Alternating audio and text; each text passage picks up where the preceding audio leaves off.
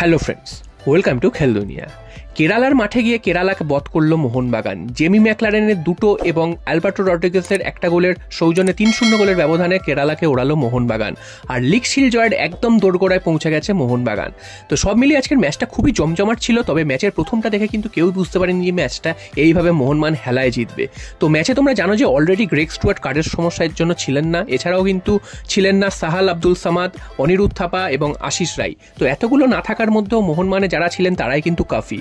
তো ম্যাচের প্রথম থেকে যদি তোমরা দেখে থাকো দেখবে যে ম্যাচের প্রায় 30 মিনিট মোহনবাগান কিন্তু একদমই কিছু খেলতেই পারছিল না। গোল করা তো দূরের থাক, বা গোলে একটা পর্যন্ত শটও নিতে পারেনি, এবং মিসপাসের বহর, মাঝমাঠে কোনো খেলা তৈরি হচ্ছিল না, এবং যে যেমন পাচ্ছে বল উড়িয়ে দিচ্ছে, মিসপাস করছে, এবং যার ফলে কিন্তু কেরালা প্রচুর সুযোগ পেয়েছিল সেই সময়, এবং কেরালা কিন্তু এগিয়ে যাওয়ারও সুযোগ পেয়েছিল। তবে মোহনবাগান ডিফেন্সের তৎপরতা এবং বিশাল কায়েতের তৎপরতার জন্য কিন্তু সেই এগিয়ে যাওয়ার সুযোগ হাতছাড়া করেছে।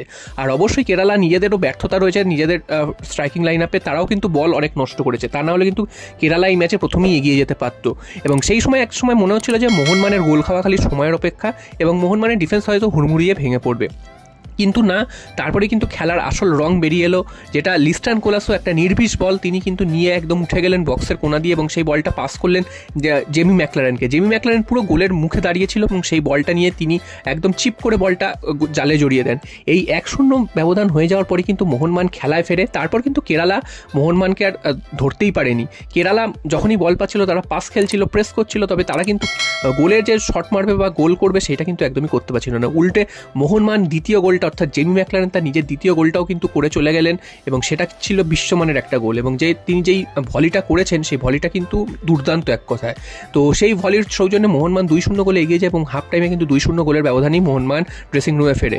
এবং হাফ টাইমের পর থেকে যদি তোমরা খেলা দেখে থাকো সেই একই চিত্র, মোহনবাগান একের পর এক অ্যাটাক তৈরি করতে থাকে এই সময়, এবং কেরালা কিন্তু তখন দিশেহারা, এবং মোহনবাগান বল নিয়ে যখনই উঠেছে কেরালা ডিফেন্স তখন দিশেহারা হয়ে গেছে, এবং উল্টো দিকে কেরালা কিন্তু চেষ্টা করেছে, তবে তারা কিন্তু যে কাঙ্ক্ষিত গোল সেই গোলটা কিন্তু করতে পারেনি। তারা বল উড়িয়ে দিয়েছে, নাহলে বল কিন্তু নষ্ট করেছে, এবং বা মোহনবাগান বক্সে গিয়ে তারা বল কিন্তু মিসপাস করে নষ্ট করেছে।